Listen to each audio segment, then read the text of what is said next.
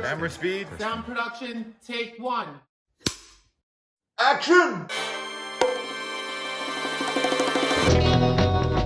Welcome to From Beneath the Hollywood Sign. If you love old movies, Hollywood history, or the golden age of filmmaking, you've come to the right place. This is the podcast that talks about amazing stories of Tinseltown from another era. Hear fascinating conversations with writer-producer Steve Cubine, who quite literally lives just beneath the Hollywood sign, and actress-writer Nan McNamara. Now your hosts, Steve and Nan. Welcome everyone to From Beneath the Hollywood Sign. Steve, we have both been living in the good old West this past week. Yes, we have. Saloon girls and gunslingers and you name it. We have been there. Misogyny, cultural appropriation. Oh my God, like you have no idea. Oh, now, having said that, Westerns can still be a wonderful genre to visit, but it just becomes clear how far we have come. You watch these old Westerns, and it's true, there's some cringy moments, especially dealing with women and their roles in these movies, and also how the Native Americans are treated as such savages, but yet they're so darn entertaining. Yes. You just love them. I love Westerns. Yes. I said it there. Sue me. Yeah. Well, and we talked about The Big Country, which is such a fantastic film.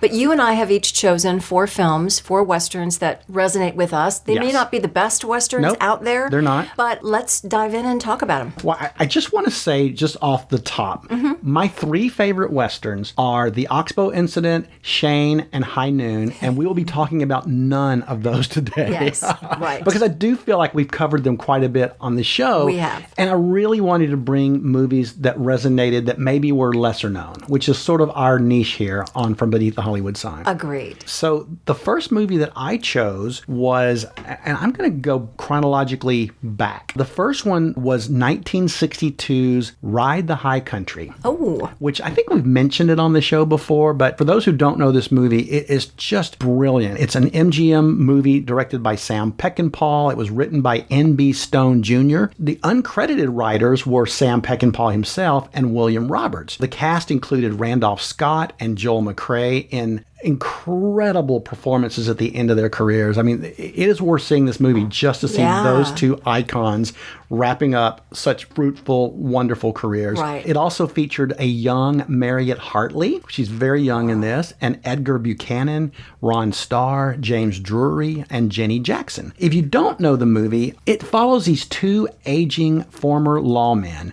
First, you have Steve Judd, who's played by Joel McCrea, and then there's Gil Westrom, played by Randolph Scott. Well, they've reunited for this seemingly straightforward mission. They've got to gather some gold from this remote mining camp in the Sierra Nevadas, and they have to bring it back into civilization, where whatever civilization means. Well, Judd, who's really this very principled, honest man, and he's seeking dignity in the twilight of his life, which is funny because it sort of parallels these 2 actors as they're wrapping up their careers. Well, in contrast, Westrom, played by Randolph Scott, harbors this plan that he's going to steal the gold for himself and kind of screw over Steve Judd and just take off with the money. So he's not as principled as Judd. Along for the ride on this journey is Heck Longtree, played by Ron Starr, who is Westrom's young, brash partner, and Elsa Knudsen, played by Mariette Hartley, who's this young woman who's fleeing her overbearing father because she wants to marry this miner that she loves. So they kind of help her and take her along for the journey. I love these characters' names. I know, they're great names, which was one great thing about Westerns. They really had great names for their people. But as this journey kind of unfolds, like tensions between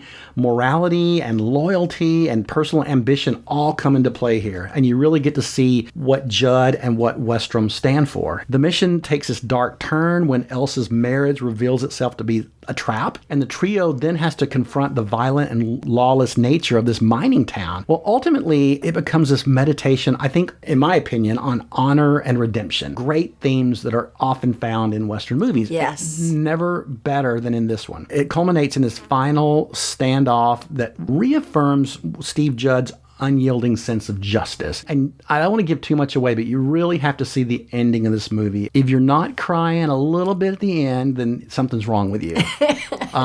Some fun things about this movie is when it came for billing, Sam Peckinpah wasn't sure who to give top billing to. Oh, of course. So they literally flipped a coin. Okay, that's nice. Heads, it was Randolph Scott. Tails, it was Joel McCrea. Scott won the toss. However, when you actually see the opening credits, both stars are shown on the same shot. So apparently after the coin toss, something happened. Yeah. This was actually Randolph Scott's final film. Oh. And it was one of Joel McCrea's final films. So there's so much in their faces as these chiseled lawmen that you really wonder how much of it was drawn from their own experiences as they're wrapping up their own careers. Yeah. This was Sam Peckinpah's second film, and he used a lot of his, what would become his stock players. Because kind of like John Ford, he had his go-to character actors. And in this particular movie, there was R.G. Armstrong, L.Q. Jones, John Davis Chandler, and a very young Warren Oates, which is kind of fun to see him in this. Another little tidbit was Robert Culp actually turned down the role of Billy Hammond, which was eventually played by James Drury. He recalled, and this is a quote from Culp, "I didn't want to do it because I was trying to create a career in features and I was fighting to be a leading man. If I'd done that, I would have wound up like Bruce Dern, playing crazies." In terms of mistakes in my life, that was one of mine. Peckinpah never forgave me, and he never offered me another part. Wow. So I'm sure he has major regrets about that. Yes. But if you haven't seen this movie, definitely check it out. Wonderful. I will. I'm going to jump in with Broken Arrow, 1950, 20th Century Fox. It's directed by Delmer Daves, who was also a really prolific writer. He's credited with the screenplays for The Petrified Forest in 1936, and he loved that whole trilogy of Love Affair and Affair to Remember. And then when Warren Beatty did the remake with Annette Bening, they credited him as well because it's, his original screenplay. It's reported that the director actually spent his youth living on reservations with Hopi and Navajo nations. So Westerns really held a special place in his heart. It's written by Albert Maltz. However, Michael Blankfort fronted as the writer for Maltz, who had been blacklisted and was one of the Hollywood 10 during the McCarthy era. That was so common at that point. Really all was. These blacklisted writers had to find someone to front for them. Yes, it happens in a number of times because of this time period that we're talking about. The screenplay was based on a novel by Elliot Arnold, which I didn't realize is about the real life frontiersman Tom Jeffords. I did not know that he was a real person. Yeah, I don't think I knew that. So the story goes, after helping an injured young native boy in the wilderness, Tom Jeffords, played by James Stewart, he's a former Union captain, and he attempts to bring peace between the white man and the Apaches by learning their language and their ways. He befriends Cochise, who's the Apache chief, played by Jeff Chandler, and he also falls in love with an Apache woman, played by Deborah Paget. But not everybody is in favor of this peaceful pact, and ultimately tragedy strikes. And can I also just say that there was tragedy with the two white people playing Native Americans? Oh, there's nothing like Jeff Chandler and Deborah Paget playing Native Americans. Oh, and he played Cochise a number of times. He played it 2 more times. He did. Anyway, the screenplay was nominated for an Academy Award. Again, nomination originally attributed to Michael Blankfort, but in 1991, that nomination was correctly given to Albert Maltz. It also was nominated for Best Cinematography, shot throughout Arizona and California. And Jeff Chandler was nominated for Best Actor in a Supporting Role. Again, very different times. Not only, though, were white people playing Native Americans, but James Stewart, who we love, he was 26 years older than Deborah Paget, who was only 15. That is so creepy. It's just creepy and wrong. Okay. This was actually shot before Stewart's Winchester 73, but released after. It was considered groundbreaking at the time because it showed Native Americans in a humane light, as opposed to the enemy. Yeah, this is kind of one of the few Westerns, I think, that do take on a more humane look at the Native Americans. What's interesting is prior to the Motion Picture Production Code in 1934, there were silents and early sound pictures that depicted Native Americans in a sympathetic light. You would think that then with the production code coming into effect in 34, that would remain, but it actually was criticized at the time for natives being played by whites, which I'm surprised. I would have thought people would have just swept that under the rug. Yeah, I'm surprised they were that aware back then. Yeah. It really made my list, though, because of that relationship between the character of Jeffords and Cochise, something really rare in Westerns of that time period. And also the breathtaking cinematography. Jeff Chandler, by the way, died at just 42 years old from blood poisoning after an operation for a slipped disc, which is so sad. Tragic. I know. Such a good actor, such an underrated actor, I think. Broken Arrow is streaming on Apple TV, and you can find it on other streamers as well. Great choice. Well, my next choice is from 1959. It's a United Artists film called Day of the Outlaw. Oh, I don't know that. It's so good. I love this movie. I don't know. I don't think a lot of people know this movie. I know some do, but it's directed by the great Andre de Toth, who I love, who's really almost more famous for his film noirs, but he did do a lot of Westerns as well. It's written by Philip Yordan, and it's based on the novel the same name by Lee E. Wells. What a cast. And it's the most eclectic cast for a Western, if I do say so myself. Imagine Robert Ryan. Okay. Burl Ives. Okay. Yeah, we're talking the narrator from Frosty the Snowman. Yep. And he's got a beard, I bet, and a mustache. Exactly. And he's twisting that mustache. There's Tina Louise. Yes, Ginger Grant from Gilligan's Island is the female lead in this, and she's fantastic. Also, David Nelson of the Ozzie and Harriet Nelson family, the son. Is he playing like the young boy? He plays the young upstart. Strapping. And then there's Alan Marshall and Venetia Stevenson and our favorite Elijah Cook Jr. But again, very eclectic cast. If you don't know this movie, kind of in a nutshell, it all takes place in this quiet frontier town of Bitters, Wyoming. And it's appropriately named because when this movie takes place, there's just been a snowstorm like you can't imagine, and everything is covered in snow. I mean, it's just 6 feet deep. It's amazing. And it's funny because to me, you don't think about snow in a Western, but it creates such an ambiance and such a feeling of desolation and loneliness that it really plays a factor in the movie. In this town, there's this dispute going on. And it's the age-old dispute of cattle versus farmer. And the cattleman in question is a guy named Blaze Sterrett, another great name, played by Robert Ryan. And the farmer in question is Hal Crane, played by Alan Marshall. Things are about to boil over because the cattlemen want rights and land rights here, and the farmers want it here. And so they're about to explode into this bloody feud. But the fighting takes a back seat to this new threat upon the town when this rogue cavalry captain, Jack Brunn, played by Burl Ives, rides into town with his band of thugs and basically holds the town hostage because the town's very, very small. There's probably a dozen people that live in this town. He takes the citizens, he rounds them up, he holds them hostage. And so Sterrett has to somehow rescue his town and restore his own broken reputation because he's kind of known as this bad boy who's above the law and things like that. So it becomes this really incredible game of good versus evil, and Blaze trying to save the town. And to complicate things, Blaze's big rival, the farmer, Hal Crane, Alan Marshall, is married to Tina Louise, who he used to be in love with. So you've kind of got that added element there. It's a great, great movie. It's a really gritty Western. It's set in this remote, snowbound town. Definitely worth seeing. But a little fun facts about this particular movie: it was filmed in Central Oregon at Dutchman Flat and Todd Lake Meadows near the town of Bend, Oregon. They shot it in late November and early December of 1958, and the second unit director, Leon Chuluk, he did most of the long exterior shots of the snow scenes. A lot of problems kind of occurred during production. One was Robert Ryan ended up catching pneumonia because of all the cold weather and had to shut down production for a week. And because of this, the director, De Toth, he ended up changing his mind and he rescheduled some things. He moved some things around. He shot things outside that were going to be shot inside. So it really caused havoc on the production. September 9th, 1959, there was a Hollywood Reporter news item that noted that the releasing company, United Artists, had protested against local newspaper Los Angeles Examiner for arbitrarily censoring ads for the film. In what way? Well, apparently they presented these ads that basically, and I've seen them, it's basically Tina Louise in the lowest cut dress you could ever imagine with breasts bulging forward, and she's like writhing on the floor.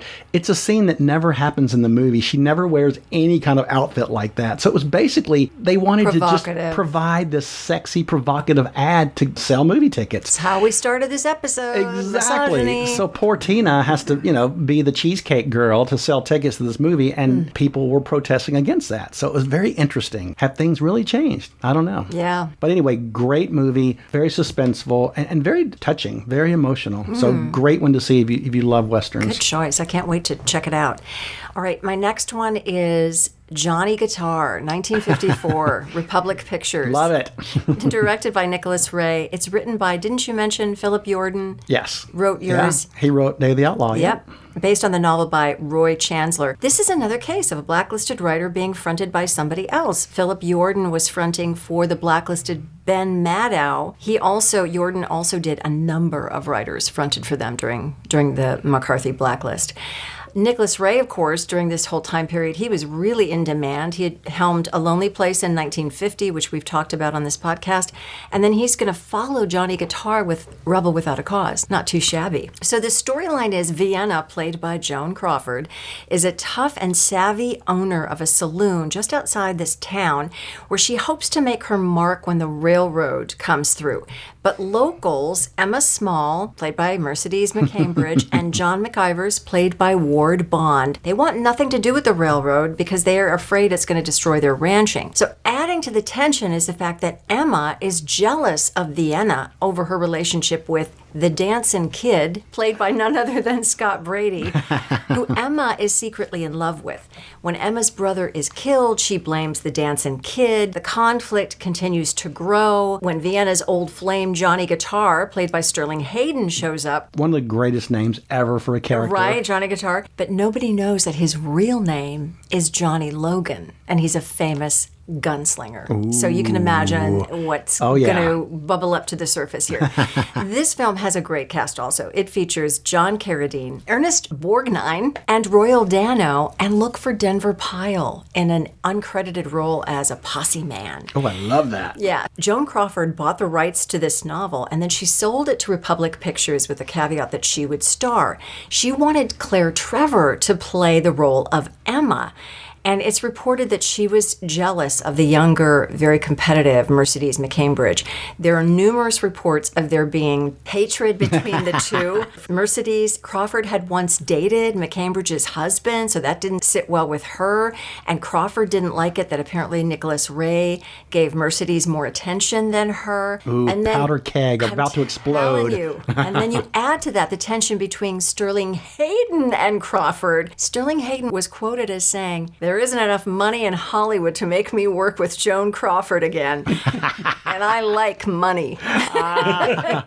That sounds similar to what Joel McCrae said about working with Veronica Lake. Veronica Lake, yes. So this film was shot on a place that's special to us, Schnebly Hill in Sedona. Nice. As well as Oak Creek Canyon. It was reported, though, that Joan Crawford insisted on her close-ups being shot at Republic Studios. Oh, not in the natural light. Well, yeah. The girl knew her angles. Yes. Now, I chose this film because it's so rare to have two female characters drive the story in this Western. Now, some people say it's not a Western. Some people say it's just a drama. But I think it is a Western. I think it's a Western for sure. And there is still plenty of testosterone with Scott Brady and Sterling Hayden. But Joan and Mercedes, oh my gosh, whatever was going on off screen, I think it came on screen. Because their chemistry, it's really palpable. It's so rare to see two strong women. There's a surprising encounter at the end of the film, which you never get to see in a Western, which I will not give away.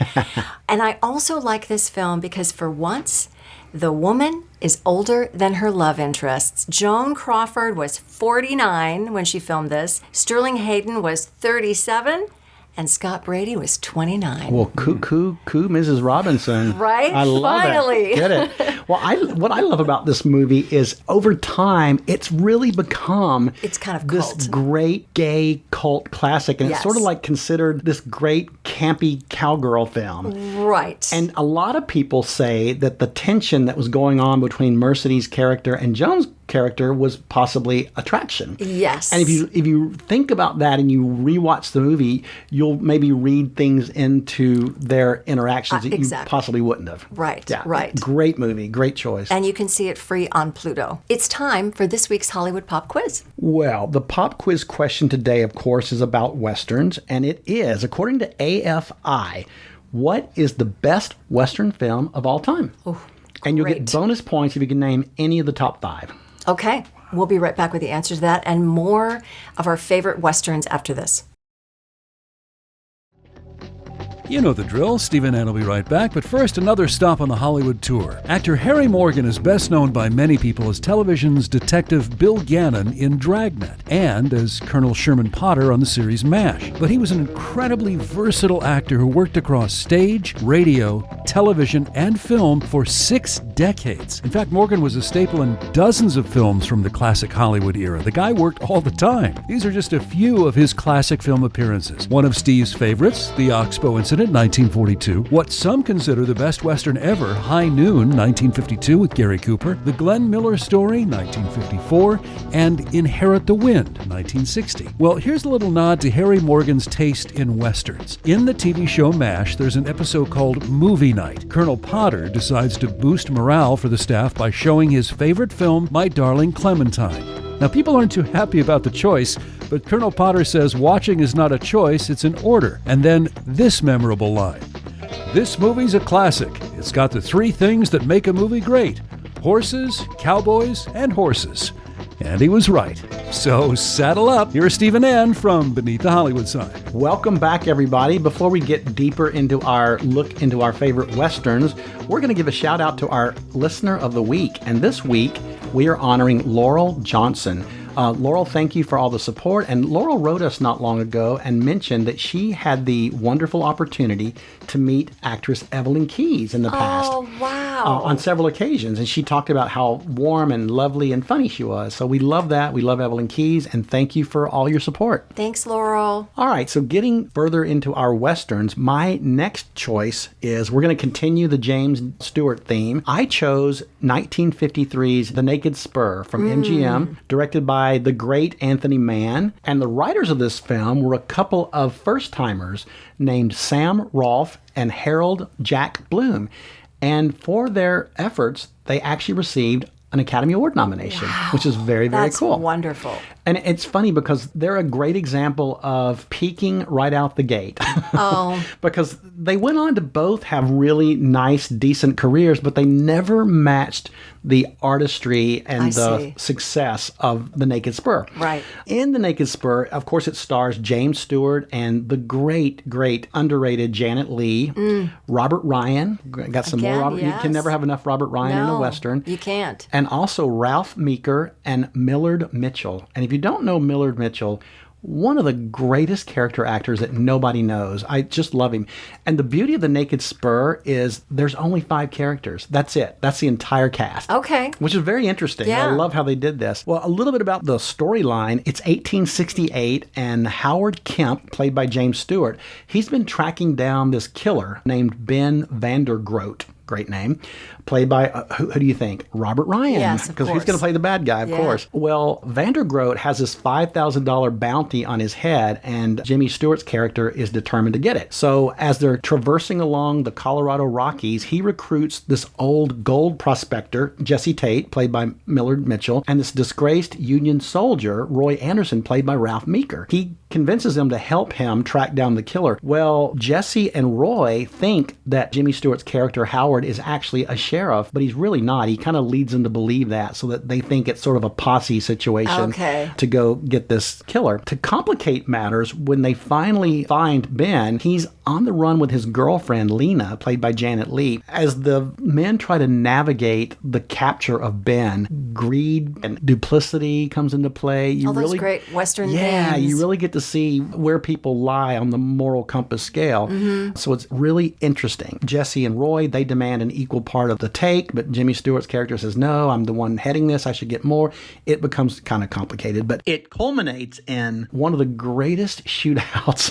I won't spoil it for you, but it all happens over these rocky cliffs of these raging waters, and it is just thrilling beyond belief. Such a great movie. It's shot in Technicolor. It's gorgeous. The landscape is amazing. No CGI, right? No CGI. That's the thing that's so amazing about these older films. Yeah, and especially when you see the shootout at the end and you realize it's all stunt people. They were on the river. It was nothing, no CGI, no magic. It's them doing this. Yeah. It's crazy. The Naked Spur, it was the third of 5 Westerns between James Stewart and Anthony Mann. It was the third of 8 overall collaborations between the two of them. The 2 previous Westerns they'd worked on were Winchester 73, 1950, and Bend of the River, 1952. Now, one other really cool tidbit about this movie is the screenplay of The Naked Spur was later adapted as a novel by Alan Ullman. It's available. It came out in 1953, so I love that. That's an interesting transition. It's rare that a screenplay becomes a novel, but apparently it was a popular enough film that they thought, well, we'll sell some novels. Right. So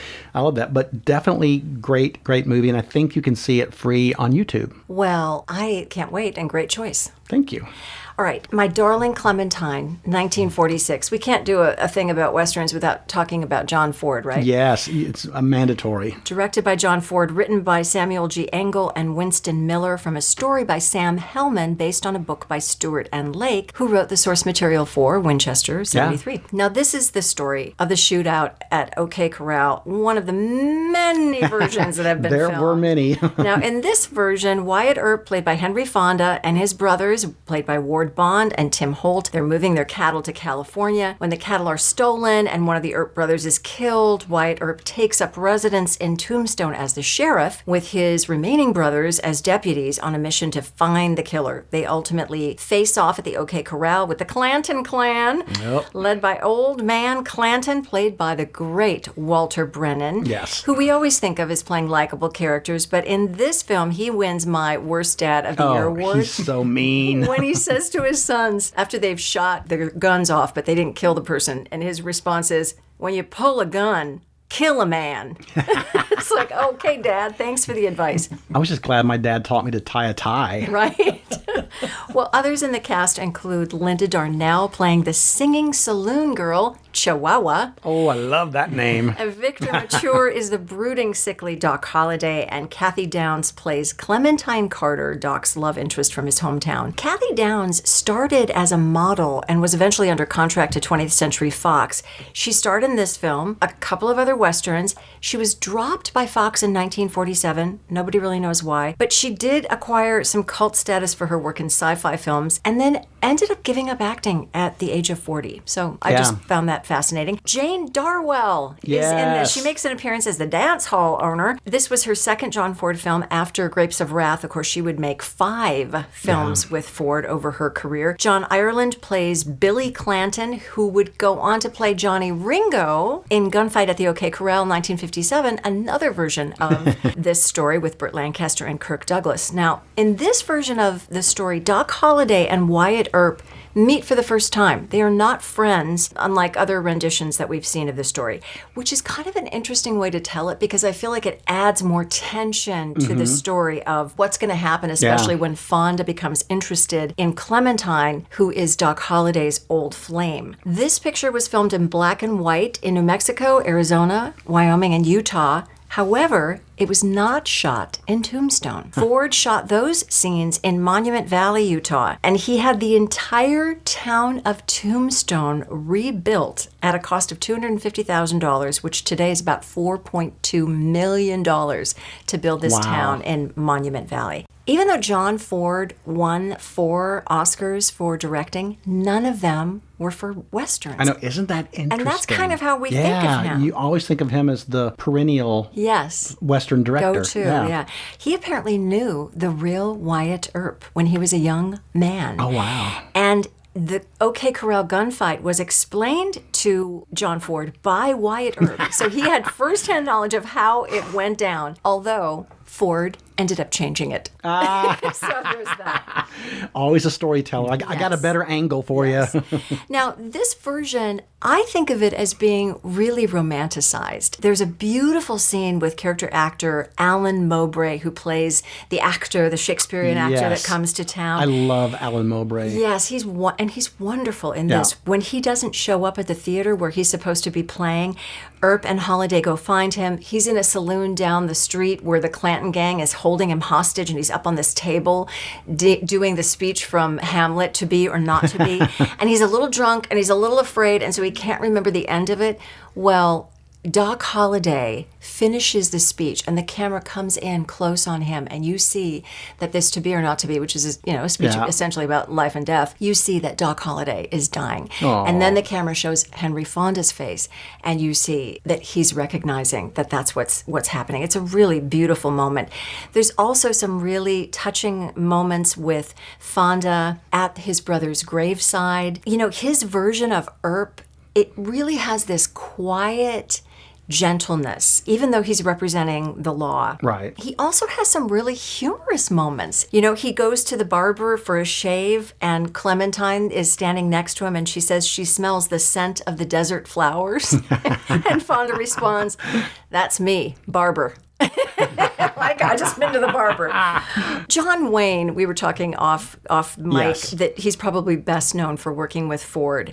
But Fonda is the perfect choice to play this hero. Without a doubt. I mean, and it's reported that that's how Ford saw Earp, was this quiet, gentle man. I couldn't imagine John Wayne playing that role. No. In fact, when Ford was working with a screenwriter, Winston Miller, he asked him to pare down the dialogue for Fonda because he knew that one of Fonda's strengths was being able to tell the story without dialogue, just having the camera show what was happening. If you ever look at The Grapes of Wrath, half of his performance is non-speaking. Exactly. Yeah. And if you watch the film with that in mind, his emotion, it just unfolds on his face in such a beautiful way in so many moments in this film. It's really a must-see, I think. Yeah. And it's streaming right now on various sites, but you can also, here's a pro tip, you can also watch it on Internet Archive for free. Ooh. Good tip. Yeah. And great. One of my favorites. Yeah. I love that movie so much. Film. And what a cast. My gosh. Yes. Well, my final film, it's going to be a little bit of deja vu because it is directed by Anthony Mann. It stars James Stewart. And it also co-stars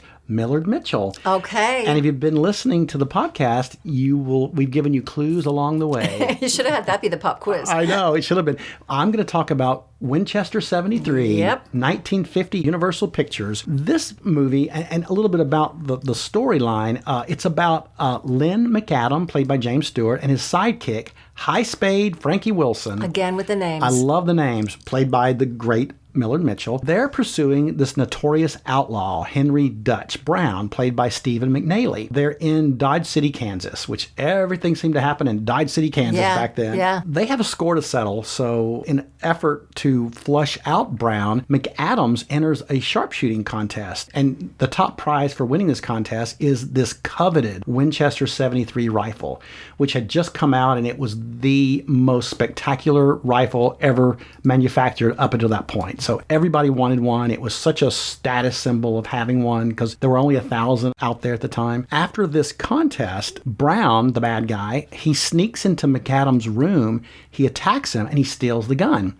Well, this just adds fuel to the fire. This really sends McAdams into a frenzy. He's determined to, not only get the guy just for the original reasons, but also he's got to get his gun back. So it becomes this epic chase across the state. For the gun. To get the gun and to get justice. There's this epic confrontation at the end that I will just say it is jaw-droppingly crazy. And you have to see it. I won't spoil anything, but it's one of the greatest endings of a movie ever. Fritz Lang was supposed to direct this movie. movie, which is very interesting. Did he ever do a Western? I don't think he did, but Okay. he was not known for Westerns at all. But Universal did not want Fritz Lang to produce this through his production company. So because of that, they pushed him out as director, and based on Jimmy Stewart's recommendation, of course, they hired Anthony Mann, and they were so right to do so. Now, also cast in this movie is Shelley Winters. We love Shelley. You know, she plays the saloon girl with a heart of gold. You can imagine. She really didn't quite understand the film. And she didn't really think much of it, or she didn't think much of her part. And that might tie into what we were talking about earlier about how female roles in these Westerns weren't really fleshed out. They weren't really well-rounded characters. And I think Shelley probably saw that. And she quoted at the time when they asked her about this movie, she says, "Here you got all these men running around to get their hands on the damn rifle instead of going after a beautiful blonde like me. What does that tell you about the values of this picture? If I hadn't been in it, would anybody have even noticed?" Well, she has a point. Shelley has a point, but I love that in typical Shelley Winters sass. Yes. Well, part of the publicity campaign for the release of the film, Universal, they sponsored a contest, and they placed these ads in magazines to find some of the rare remaining 1 of 1,000 model of the Winchester 73 rifles. Well, this resulted in many previously unknown original rifles being brought to the spotlight, and it drew public interest in the field of antique guns, which was very cool. The winner of the contest received a brand new Winchester model 1894 rifle because the original model 73 was out of production at the time. The film received a Writers Guild of America nomination for Best Written American Western, and in 2015, the United States Library of Congress selected this film for preservation in the National Film Registry, finding it culturally, historically, or aesthetically significant. Wow. It was remade as a TV movie in 1967 with Tom Tryon, John Saxon, Dan Duryea, John Drew Barrymore, Joan Blondell, and Paul Fix. Great film. And also, I didn't mention, Dan Duryea is in the original, too. Great choice. Yeah. Have you ever been to the Winchester Mansion? No. Up in Northern California? No, and it's somewhere all those in that area. crazy doors that go nowhere and stairs that go nowhere. I've heard about it. I've never been. I narrated an audiobook about the wife of the Winchester, heir to all. Yeah, it was really fascinating. Well, what was the take? Why did she keep adding on to this house? Do you know, there are so many different theories. You just have to listen to the audiobook. Exactly. There you go. Well, I'm going to end this with a lovely picture from 1959 called Ride Lonesome. Which I've heard of this movie. I've never seen it, so I'm excited to hear this. Well, it's directed by Bud Bedecker. It's written by Burt Kennedy. Quickly, the synopsis is driven by revenge. Bounty hunter Ben Bridge, who's played by Randolph Scott. He's taking a prisoner, played by James Best, to Santa Cruz to be hanged for murder. But he comes up against Apaches who try to attack the wife of the staging post, who's played by Karen Steele, as well as 2 outlaws, Pernell Roberts and James Coburn, in his screen debut, actually. Oh, and I love Pernell Roberts from Bonanza. Yes, so good. And the wanted man's brother, who's played by Lee Van Cleef. So all those faces and fabulous actors. Character actors. You know, I'm not going to give away what happens when all these folks converge, but revenge is a key aspect to the story. And there's a wonderful image at the very end. You know, I think of Randolph Scott. He had such a long career, but I just kind of think of him as being called dependable, right? Yeah. Which is kind of faint praise. Yeah. And kind of Joel McCrea, too. I would put them both in that category. That's interesting. He really had quite a career. I was reading about him. After a letter of introduction from his father to Howard Hughes, he happened to know Howard Hughes, I don't think very well, but knew him. He had previously served in World War I. He got an education at Georgia Tech and University of North Carolina, and he discovered acting. He headed to California with that letter of introduction from his father to Howard Hughes, and he got some experience in some small uncredited film roles, but at the advice of Cecil B. DeMille, he said, get some training, boy. And he ultimately was performing in plays at the Pasadena Playhouse. And that's how he got his experience, which got him the contract at Paramount. Of course, he would play leading men in a lot of different genres. But as he was approaching his 50s, and you touched on this in the film you were talking about, he decided to focus on Westerns. And he formed a production company with his friend Harry Joe Brown that produced 14 Westerns that starred Scott, many of them written by Burt Kennedy and Charles Lang, 7 of which were directed by Bud Boetticher. Yes. Between 1956 and 1960. They were low budget, but they were really high quality. Now, Boetticher, the director, he was an interesting character. Did you know that he was a trained matador? No. How do you train to be a matador? I know. I don't know, but he was. If you don't pass your final, what does that mean? Well, he was actually technical advisor on the bullfighting romance Blood and Sand, 1941. He studied the work of the director on that film, Reuben Mamoulian. He also worked for John Wayne, and he was a mentee of John Ford's. So with all that around, he was like destined to make Westerns. Talk about mentors. Yeah. This was filmed in CinemaScope in the Olancha Dunes in California. Have you ever been there? No, never. It looks amazing. It's near the Sierra Nevadas. So Scott's role in this film is that of this weighted hero. There's something really heavy on his heart, which we don't really find out until the end of the film. And he was so good at playing that role. He really was.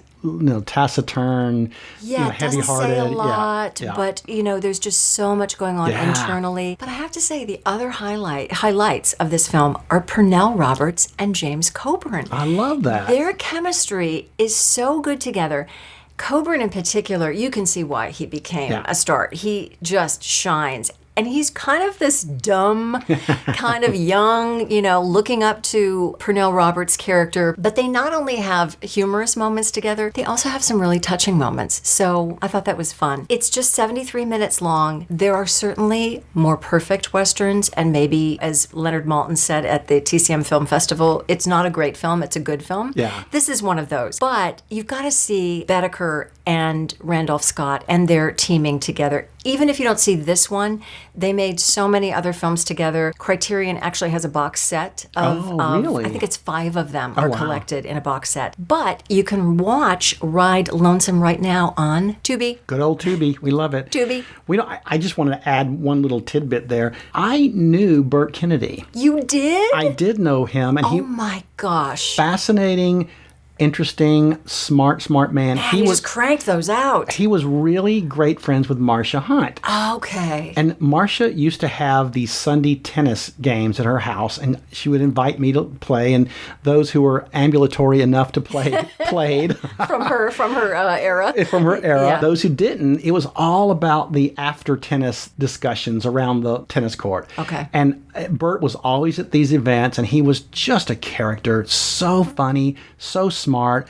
I would just sit and just absorb everything he had to say. Wow. Really, really great writer too. Interesting. Ended up, I don't know if people know, but he ended up writing a lot of those really funny Westerns from the 60s and 70s, like Support Your Local Sheriff, I think he wrote with James Garner and stuff like that. So anyway, that's my little sidebar about Burt Kennedy. Great guy. Loved him. Well, now I'm just in the mood for a campfire and a prairie skirt. How about you? I'm going to get my spurs on and my chaps and baby. hit the range. Let's go riding. Well, before we go riding, what's the answer to this week's Hollywood Pop Quiz? Well, the question was, according to AFI, what is the best Western film of all time? Any guesses? Well, I guessed, but I guessed wrong. Oh. So, I guessed Unforgiven. You did, and that came in number 4. Okay. So you get a bonus point for that. All right. Lindsay, you guessed? I guessed High Noon. And that came in at number 2, so you get a bonus point. Number 1 is The Searchers from 1956. That makes sense. Which makes a lot of sense. And the other top 5, at number 3 is Shane, of course, one of my favorites. And at number 5 is Red River. Wow. Great choices. All great films to see. Yeah. Thanks for spending this time with us, and let us know what your favorite Westerns are. We would love to hear from you. But first, could you give us a 5-star review? That would be awesome wherever you listen to this podcast. And follow us on social media. Our handle is @FromBeneathTheHollywoodSign. You can find us on Facebook and Instagram. And don't forget, you can watch the podcast on YouTube. And we'd love to hear from you. You can email us at info@FromBeneathTheHollywoodSign.com. That's this week's view. From Beneath the Hollywood Sign. You've been listening to From Beneath the Hollywood Sign with Steve Cubine and Nan McNamara, the podcast that celebrates amazing stories of Tinseltown from its golden era. Join us next week for another episode. and learn something else about Hollywood you probably never knew. Take a moment and give us a 5-star rating and a positive review, and tell your friends about us too. It'll help grow the podcast. Visit Steve's website at FromBeneathTheHollywoodSign.com. The executive producers are Steve Cubine and Nan McNamara. Executive producer and post-production supervisor Lindsay Schnebley. Associate producer and researcher John Price Ritchie. This podcast is part of the Airwave Media Podcast Network. Visit airwavemedia.com to listen and subscribe to their other fine shows like The Box of Oddities and The Shallow End with Schnebley and Toth. Copyright 2025. All rights reserved. That's a wrap.